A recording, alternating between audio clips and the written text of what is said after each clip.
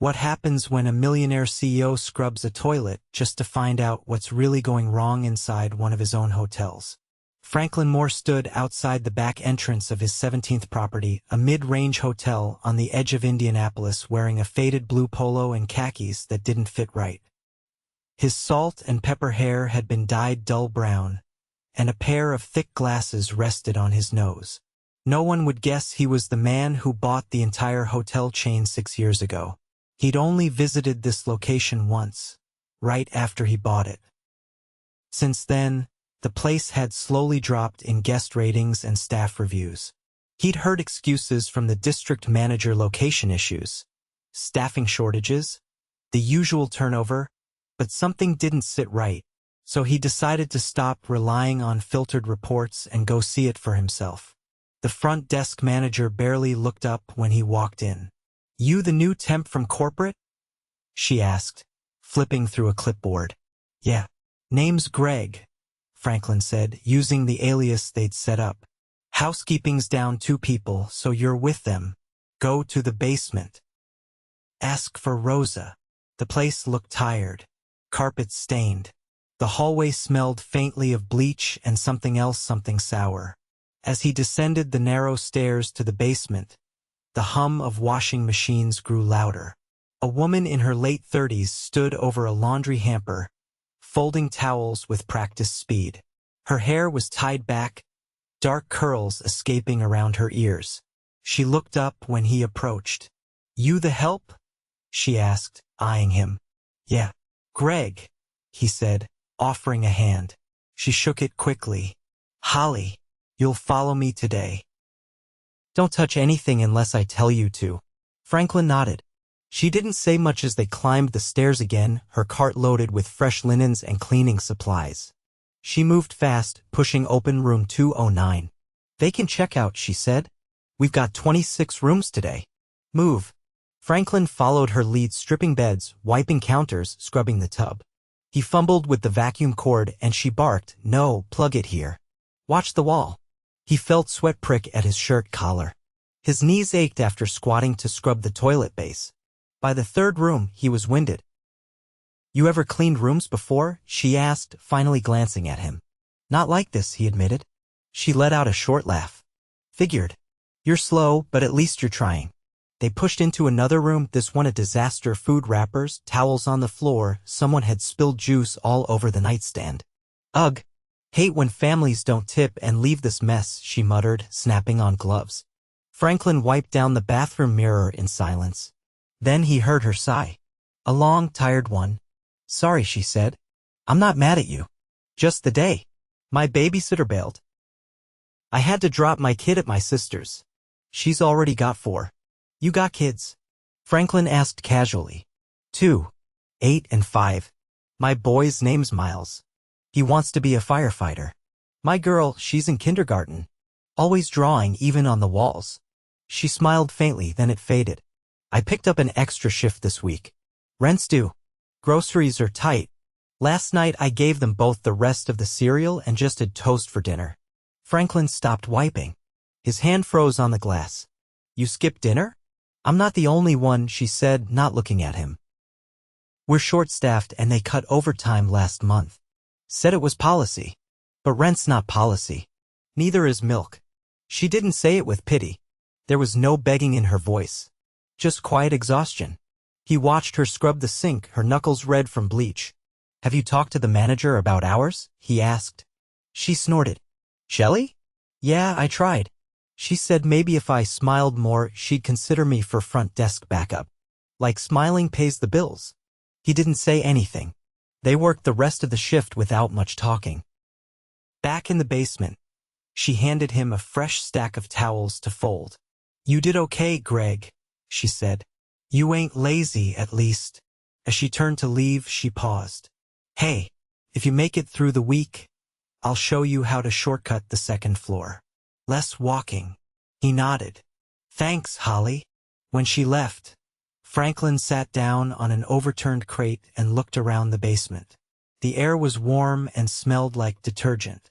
Somewhere upstairs, guests were watching TV or calling for more towels. He pulled out his phone and stared at the black screen for a long time. He'd built this company to give people work. A living. Not this. Something was broken, and he was going to fix it, even if it meant scrubbing every damn room himself. Franklin returned the next morning just before sunrise, his back still sore from the day before. The same front desk manager waved him through without a second glance. He made his way back to the basement where the air was thicker, warmer, and the hum of machines never stopped. Holly was already there, her hair damp from a rushed shower, folding sheets with a rhythm that told him she'd been at it longer than she should have. "You're late," she said, not sharply but matter of fact. "Only by 5 minutes. 5 minutes is one room when we're running behind." He nodded, grabbed a stack of pillowcases, and followed her up the stairs. No small talk this time. They started on the 3rd floor. The hallway was dim, half the overhead lights were flickering or dead. Franklin noticed a lone ceiling tile, stained and sagging above the vending machine. "Maintenance know about that?" he asked, pointing. "They know. Doesn't mean they'll fix it," Holly replied, pushing her cart forward. The first 2 rooms were light work. Then they hit room 312. The door was propped open with a towel. Inside, a woman in her 20s sat on the edge of the bed scrolling on her phone. Trash was piled high on the nightstand. The air was thick with the smell of fast food and something more pungent. "This one didn't check out," Holly muttered under her breath. "We'll come back." But as they turned, the woman looked up. "Hey, clean the bathroom now." Holly stopped. "Ma'am, we usually wait until checkout. I'm paying. I want it cleaned.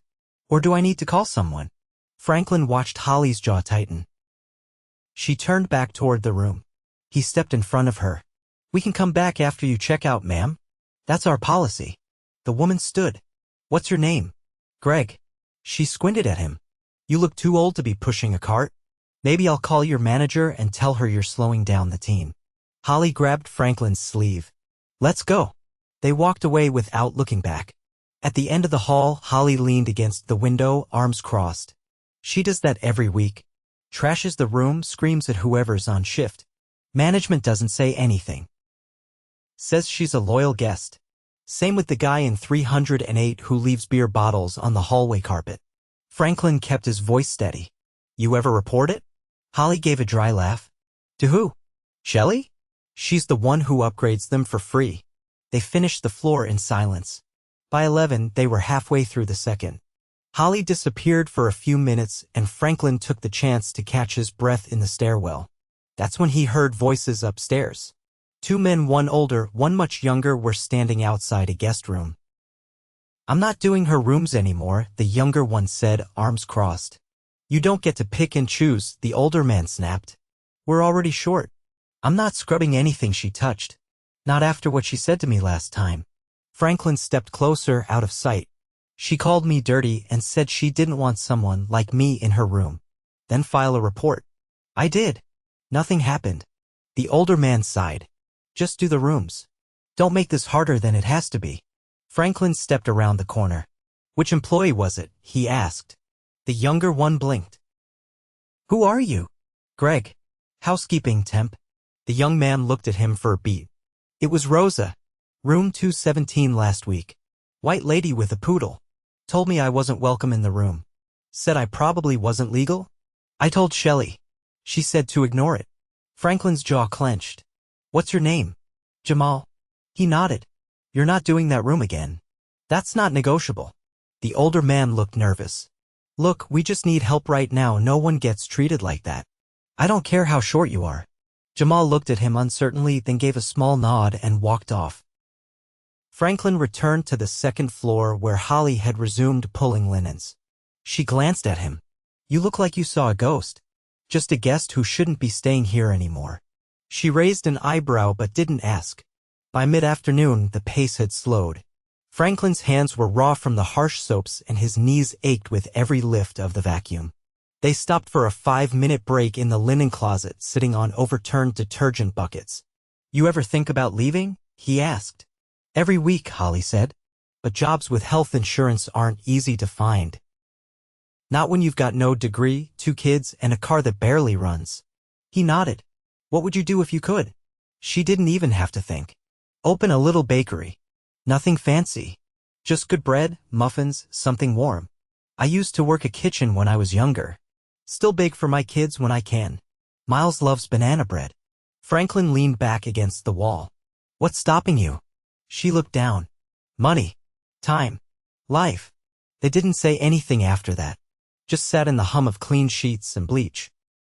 That evening, as they clocked out, Shelley stood near the front desk talking to a man in a blazer. She didn't acknowledge Holly or Franklin, but as they passed, Franklin caught a few words from her conversation. I don't care if they complain. If they want to work here, they'll do what I say. She laughed, then lowered her voice. Franklin didn't turn. He just walked out into the parking lot, jaw tight. He sat in his car long after the sun had gone down. The silence buzzed louder than any vacuum. He thought about Jamal, about Holly skipping dinner, about a loyal guest who could treat employees like garbage with zero consequence. He pulled out his phone and opened the employee directory. Tomorrow, he wasn't going to clean rooms. Tomorrow, he was going to start asking questions that no one could ignore. Franklin arrived an hour earlier than his shift the next morning, wearing the same ill-fitting uniform and alias badge. The building was still dark. The only sounds inside were the hum of vending machines and the soft whine of a floor buffer near the lobby. He didn't go to the basement. Instead, he made his way to the manager's office, a narrow corner room next to the laundry chute where the door sat slightly ajar. He knocked once and stepped in. Shelley looked up from her desk. Her hair was curled, makeup carefully applied, and a tablet rested on the desk beside a half-eaten breakfast sandwich. You're early, she said flatly. I need to speak with you. She set the tablet down. Not really how this works, Greg. You're a temp. You don't schedule meetings. I've got questions about how this place is being run. Her expression didn't shift. Is this about the schedule? Because I told Rosa and Jamal it's not the schedule, Franklin said calmly. It's about how staff are being treated, how you're dealing with guest complaints, how you're handling discrimination. Shelley leaned back in her chair, crossing her arms. You're way out of line. Am I? She stared at him. You don't know what it's like managing a place like this. You think it's all black and white, but it's not. We're barely keeping things afloat. Corporate cuts staff, cuts budget, and expects miracles. I do what I have to. Franklin didn't blink. You've allowed certain guests to harass your staff. You've ignored direct reports of racism. You've cut overtime without notice and told employees they need to smile more if they want hours. That's not survival. That's negligence. Shelley stood. I don't know who you think you are, but you don't get to storm in here and throw accusations. He reached into his pocket and pulled out a folded letterhead, sliding it across the desk. She hesitated, then unfolded it. Her eyes scanned the page. When she looked up, her face drained of color. You're Franklin Moore, owner, founder. The man whose name is on your paycheck. She leaned back slowly, lips parting slightly. He didn't give her time to recover. You've created a hostile culture here. You've protected repeat abusers because they were loyal guests. You've silenced staff, discouraged complaints, and fostered an environment where people are afraid to ask for what they've rightfully earned. Wait, she said, voice shaking just slightly now. You don't understand the pressure I'm under. We're understaffed because corporate won't approve more hires. I've been holding this place together with duct tape. We gave you hiring approval 3 months ago. You never posted the positions. She opened her mouth, then closed it. I ran a pull on your expense reports.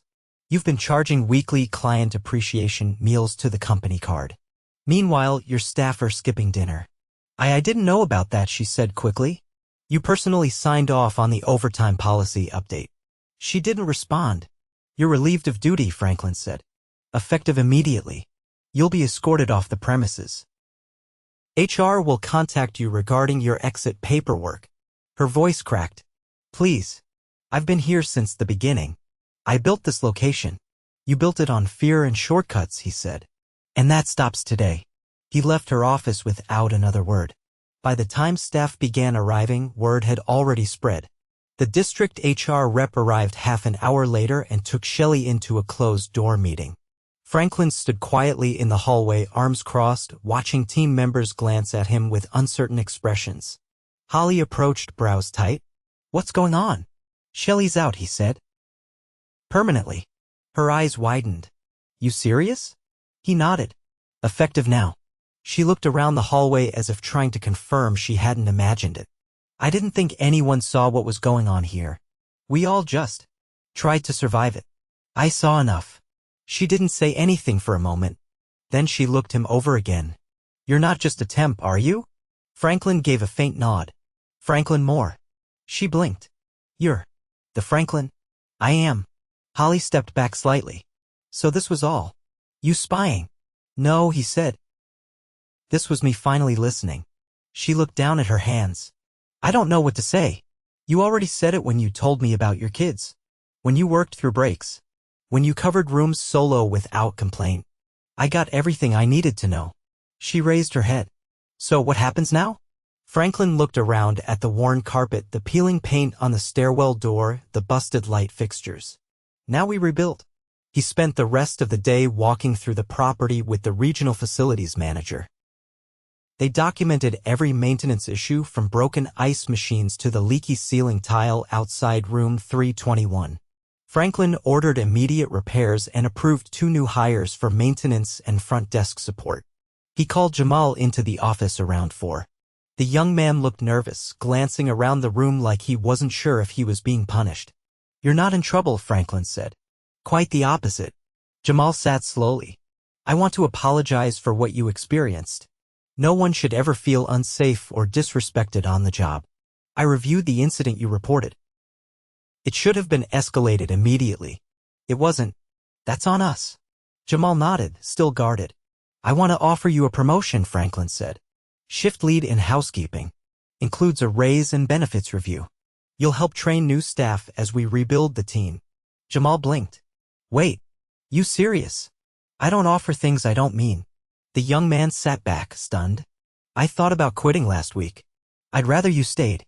Help us fix this. Jamal nodded slowly. Yeah, I'll stay. Franklin shook his hand across the desk. That evening, he returned to the basement. Holly was finishing up for the day, rubbing her shoulder with one hand while folding towels with the other. He stepped up beside her. I approved back pay for the overtime hours that were cut. You'll see it in your next check. She stopped folding. Also, he continued, we're adding a shift lead position in housekeeping. It comes with a bonus. And I want you to take it. She looked at him sideways. Why? Because you already do the work. Might as well be paid for it. She stared at him, unsure.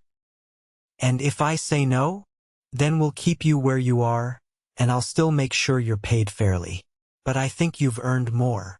She glanced down at the towel in her hands. I've never been in charge of anything. You've been holding this place together for months, he said. That's leadership. She gave a small nod. All right, I'll try. Franklin nodded and turned to leave. Oh, she said. There's banana bread in the break room. Made it last night. You should try a piece before it's gone. He smiled faintly. I will. As he walked back upstairs, the air felt lighter. The building was still cracked and worn, but the people inside it were starting to stand up straighter. It wasn't fixed.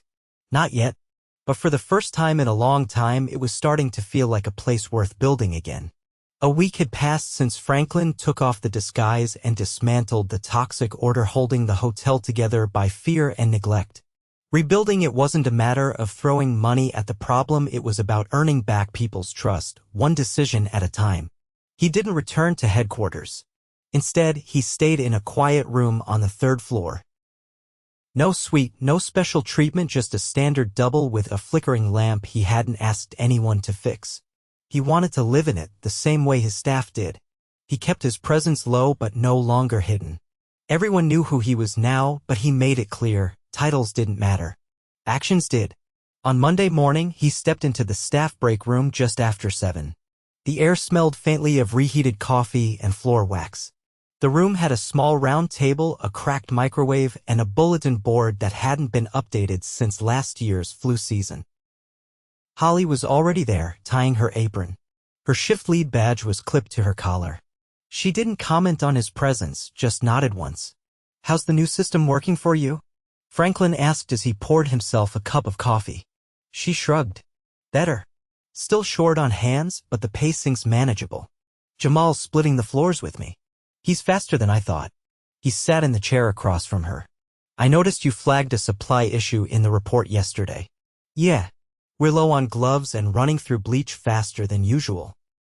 I put in a request through the portal, but I haven't seen a confirmation. He pulled out his phone and opened the ops dashboard. It was submitted but didn't get escalated. That's on us. I'll make sure it's processed this morning. She gave a slight nod, then glanced toward the door.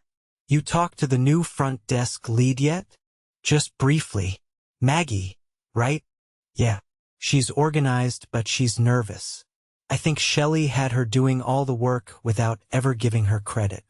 Now she's second-guessing everything. Franklin leaned back slightly. What would help her settle in? Let her run a full weekend schedule on her own. No overrides, no approvals. Just trust. If she messes up, you walk her through it.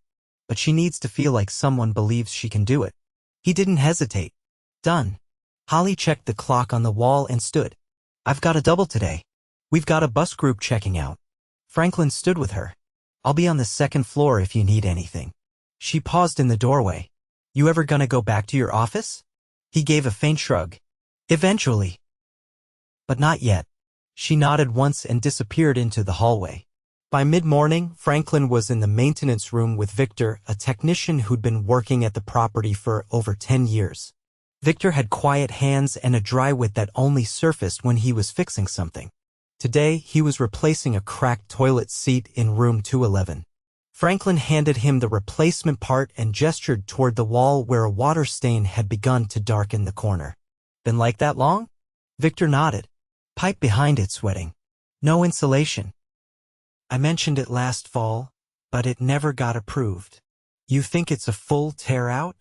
Maybe. Depends how deep it goes. Could be surface. Could be mold. Franklin crouched next to him. Put in the request. I'll push it through. Victor gave him a sideways glance. You sticking around long enough to make sure it happens? I plan to. Victor didn't smile, but his tone softened. Good. At lunch, Franklin sat in the back section of the dining area where off-shift employees sometimes ate leftover breakfast items. Maggie joined him, carrying a small notebook and a half-eaten apple. I didn't know if I was supposed to clock out before coming here, she said quickly.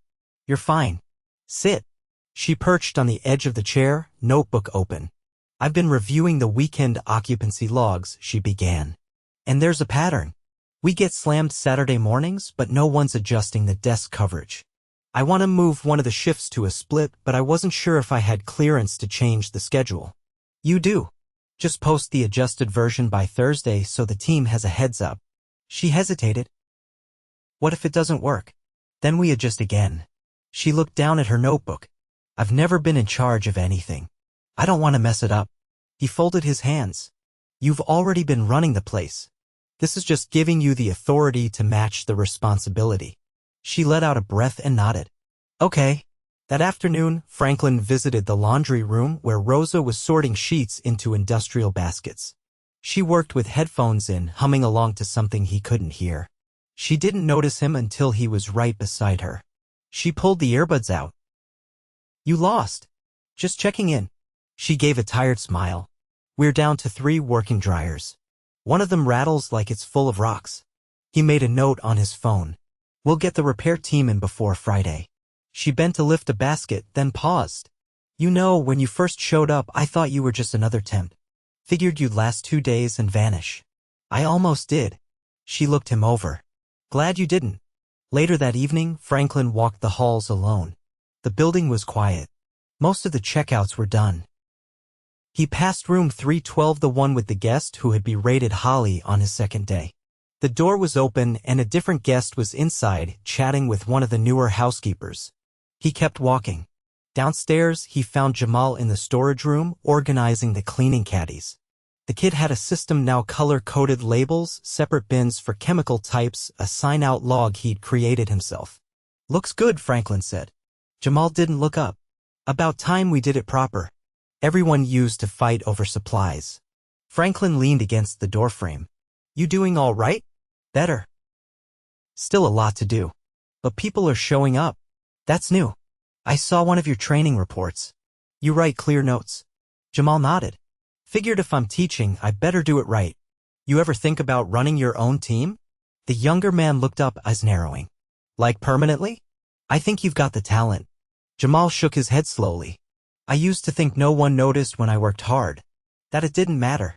Now I get people asking me for advice. It's weird. It's leadership. He nodded after a pause. Guess I'll keep at it then. Franklin gave him a firm pat on the shoulder and left him to his work. That night, Franklin sat in the small office off the lobby. Lights dimmed, screen glowing. He was finishing a report for Corporate One that wouldn't be filtered or polished. It outlined everything. The neglect, the recovery, the people who made the place worth fighting for. He checked the time. Nearly midnight. But before shutting down, he opened one last file, a new job requisition. For another full-time housekeeper. It wouldn't solve every problem, but it would buy someone like Holly an extra set of hands. A little less pressure. A little more breathing room. He hit submit. Then he stood, stretched his back, and headed upstairs, past the vending machines, past the sagging ceiling tile now marked for repair, past the silence of a building that was, finally, beginning to heal. It hadn't been a miracle. Just hard truth, hard work, and harder decisions.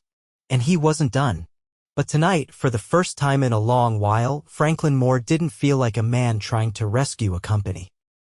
He felt like a man building one worth keeping.